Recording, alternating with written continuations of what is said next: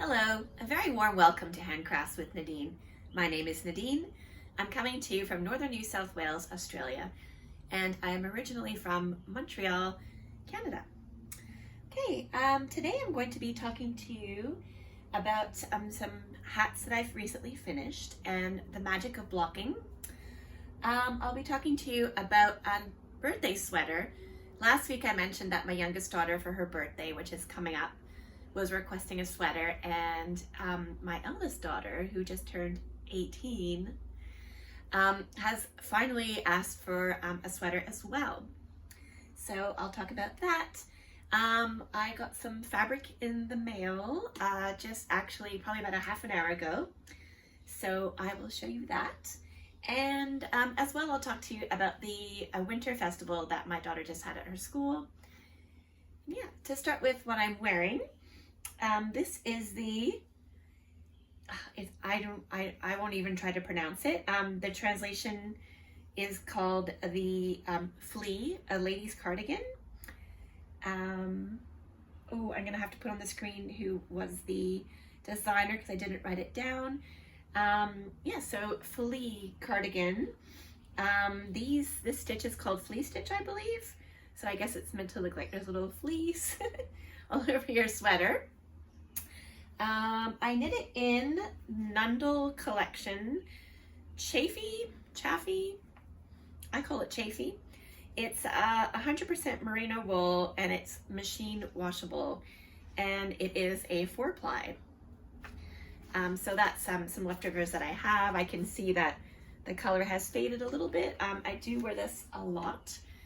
It is a steeked cardigan. So yeah, it's the first and only time that I've done a steek. I'm not opposed to doing it again. I actually quite liked it, and I didn't find it very scary at all. And even though I didn't use a non-superwash, it's a superwash wool. And the technique I used to steek was the crochet method. So where you crochet a chain basically up either side of the steek, and then you cut your stitches, and it hasn't come undone at all. So it hasn't like felted because it's a machine washable wool. But yeah, none of it's come undone. You can see where I did the chain in the purple.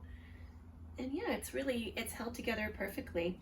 I didn't bother putting sewing that down or putting a ribbon or anything because I feel like I didn't really need it. And yeah, I was really inspired to make this cardigan by Vine, Kristen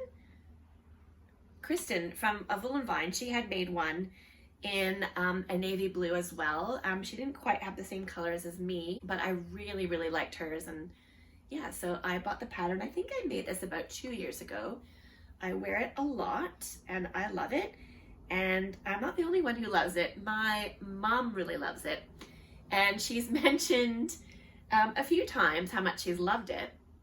So it was just her birthday and Mother's Day, and I said to her, well, I'd love to make one for you, or yeah, for you know, your gift. And she said, oh, well, why don't do you want to give me that one? And I was like, yes, I would love to do that. And I thought I could do another one for myself, maybe in a non-superwash yarn, because that's my preference these days. But yeah, so she said, well, hold on, because she lives in Calgary and they're in summer right now. She said, well, you wear it for the winter, and then when you come up at Christmas, which we're planning a trip to go visit at Christmas time, you can bring it to me and then I'll have it for winter. So how perfect. Technically, I guess we could share sweaters. I could ship it to her after our winter, and then she could wear it for her winter, and then we could just go back and forth. It could be like, oh, what was that thing called? The Sisterhood of the Traveling Pants? Yeah. Okay, the dress I'm wearing is a combination of the Cora dress and the linen tie-back dress. And those are both free sewing patterns on the fabric store. I believe the Instagram is called We Are the Fabric Store. And yeah, I just combined the two. I think I used the sleeves from one of them and the other I think I used the sleeve from the linen tie back dress, which is, yeah, you can't see right now, but it kind of gathers at the wrist here. And the Cora dress just had the straight sleeve. And I used, so the tie back dress had ties at the back, but I used the Cora dress, which has, oh, I hope I'm not too high, which has a button. So I used that for the rest of the pattern. I just really liked the look of the sleeves. And I wore this dress in another video that I did a few videos back, where I said that I feel like I'm in The Handmaid's Tale when I wear it. This one, not so much because of the color, but yeah, it is still a little bit Handmaid's Tale-y. I've sewn it in the H&M linen duvet cover that I've sewn many, many things in, and it's so comfortable. It's very similar to the Hinterland dress, but I feel like the bodice is lower, and the skirt is fuller, and the skirt is also longer. It almost comes to the floor. And oh yeah, and the neckline is a bit higher. And even though it has the button at the back, or the other one would have the tie, I honestly can get it over my head without even undoing the button. So I guess for me, it's just a decorative bit, not really functional, but yeah, I love it. This dress is very cozy. And this linen is warm enough to wear in winter for here in Australia, especially if you're gonna wear a cardigan with it. So that's what I'm wearing. Okay, on to my finished object. So last week I showed that I had knit a hat originally for my husband, and then it was his best friend's 50th birthday, and he has a shaved head. He loves wearing beanies in winter, so I thought that I'd give it to him for his birthday, and I had enough yarn left over to knit another one. So that's what I've done. I just finished the other one this week. And I wanted to show you the difference that blocking makes. So this is the hat not blocked, and this is the hat blocked. So I'm not sure how well that's gonna come out on the camera, but especially for cables, it really opens them up, relaxes the fabric. Can we see a size difference? It's grown in length. It's grown in width. Yeah, it's just a much drapier fabric now. So yes, I mean, to block something is basically, I just wet it. So eventually all of your things are going to get blocked, like it or not, providing you wash it. Like if you never wash your item, I guess that it will stay like that forever. But yeah, for, you know, you wash your woolens at least, you know, once a season, maybe before you put it away for the winter, say. And yeah, it's really, really nice. I just blocked it, so it's still actually a little bit wet. So my husband hasn't tried it on yet, but he tried on this version, and yeah, it was quite snug. So I'm hoping that this one is going to be an even better fit. And again, I used Bendigo Woolen Mill Rustic in the 8-ply in the color Forest, which is unfortunately not on their website at the moment. They do have the undyed on their website, which I'll be talking about in a second. But I got it on Facebook Marketplace. So there is the Bendigo Woolen Mills yarn buy and sell, where you can get the rustic if you're quick, if you're lucky, and someone posts something, you can snatch it up. Okay, so my daughter, my 18-year-old daughter, I now have an adult for a child. Yeah, I just asked her, are you sure you don't want me to make you anything for your birthday? Because I normally do. And then, well, when they were younger, I did all the time. I would knit them stuff. But then recently, they haven't really been that into knitting things. But she did want a sweater. I was very excited. And she even looked on Pinterest, and she found the Louvre sweater from Petite. And it is a bit special because it's called the Louvre sweater. And we actually went to Paris last year. So I don't know if you've seen that I've mentioned that I used to be a flight attendant. So I took a severance package. So we still have our standby tickets. So we flew from Australia, so from Brisbane, we flew to Vancouver. From Vancouver, we flew to Montreal, and we stayed 2 nights with my friend, and then we flew to Paris. And then from Paris, we rented a car, and we drove down through the countryside all the way to Nice, up through the Alps. And we stayed there, and then we flew back again to Montreal, and then we didn't stop this time, back to Vancouver, and then back to Brisbane. And on the way back, it did take us 5 days longer than it should have, because the joys of traveling on standby, you don't always get on the flight, but that's all good. We got to go on an amazing once-in-a-lifetime family vacation. And yeah, so this sweater is called the Louvre sweater, and we did go to the Louvre when we were in Paris, and it was really special. So when I saw the name of it, she showed me the pattern, I saw the name, I said, well, that's perfect. Let's go with that sweater. Excuse me. So it is an 8-ply, I believe, a DK weight. Let me just double check that.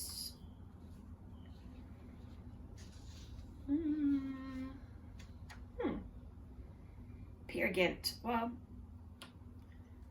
50 grams, 91 meters. So yeah, I believe it's DK. And the yarn that we chose is the undyed rustic 8-ply on Bendigo Woolen Mills. So like I said, they only have the undyed in the rustic on their website for some reason, but luckily the sweater, that's the color that she wanted. She just wanted it white, even though it won't be white, it's going to be like an off-white.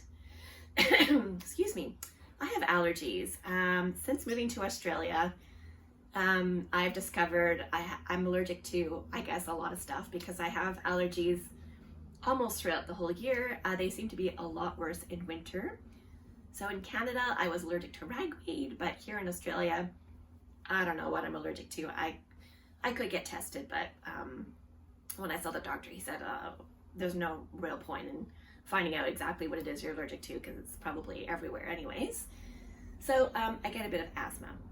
Excuse me. So yes, so I'm very excited to knit something for her. And her sister's sweater, the aluminum, which I was going to knit by Sorry Nordland, that's going to go in the queue. And actually, I was hoping the yarn would have arrived by today, because I ordered it last week. And today I just got a message from Bendigo Woolen Mills saying that they are delayed because they are super busy. I think they just released a new yarn, a very fine merino in superwash, and I think it's been very popular, so I imagine that's what the delay is all about.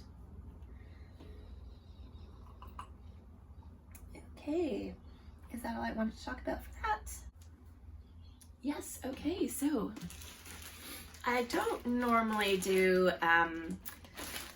I've never really done acquisitions or anything like that. I'm not someone who collects a lot of things.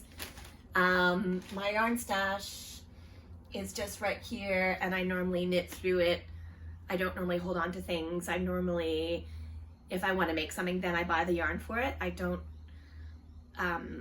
collect a bunch of yarn and not use it.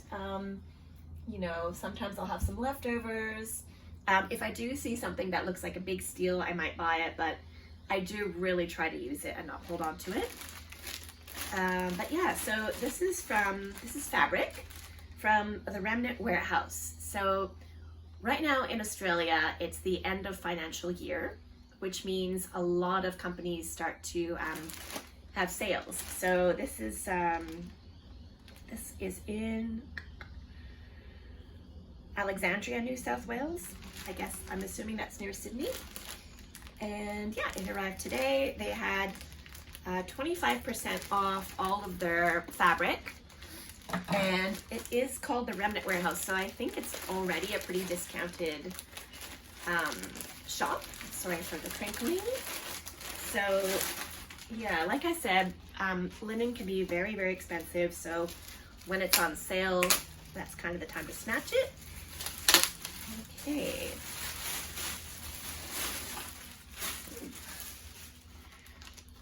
Okay, so the good thing was too, which I hadn't seen before is as you order the fabric, it suggests the matching the matching thread. So they had the Gutermann thread to match, and this is the color that I got.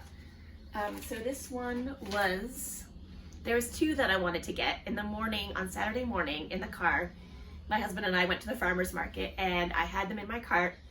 I also had a cinnamon, kind of like a brownie red color that I wanted to make a skirt out of, and then I hesitated, and then by the time I got home it had sold out. So this was the one that they had left, but I really like it. It's a brown.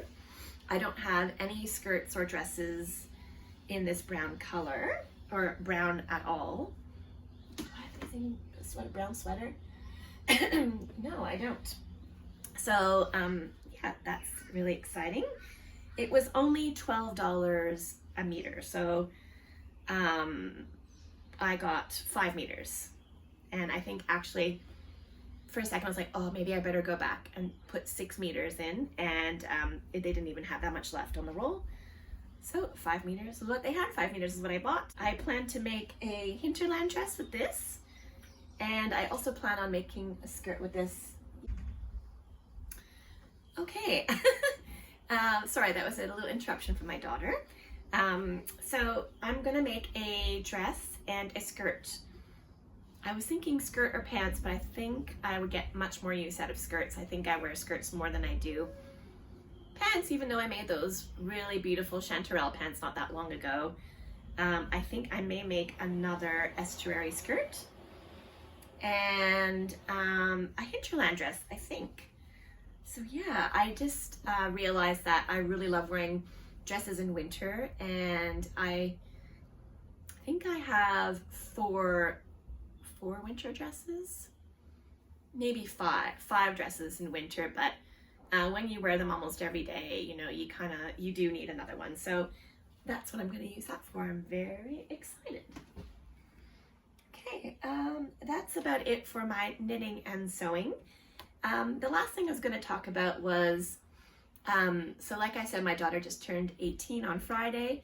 She's born in Canada, the summer solstice, and in Australia, it's the winter solstice. So at her school, she's at a Waldorf school, they do the Winter Festival, which is like a lantern parade. And it's very special, especially for her. She's in year 12, so it's her final year. So when she started in grade 1, in year 1, they do, on the first day of school, the children walk over. There's a little bridge that goes from like where you walk in, where the canteen is, and then there's a bridge that leads over to where all the primary school is. And then on the first day, the parents get to watch from afar. The child has to walk over the bridge by themselves. And when they get over to the other side, there's a student from year 12 who gives them a rose. And it's very beautiful and very special. And this year, I did go watch, even though she was the one in year 12 giving the rose to the student in year 1. It was all the parents watching were mostly the parents of year 1, but I wanted to go watch my daughter give the rose to someone in year 1, and it was very sweet. And then in year 7, so their first year of high school, kind of, although in her school, year 7 is kind of an in-between. They do a few things with the primary school and a few things with the high school to kind of make it a soft transition. But in year 7, during the Winter Festival, they give a rose to the year 12s.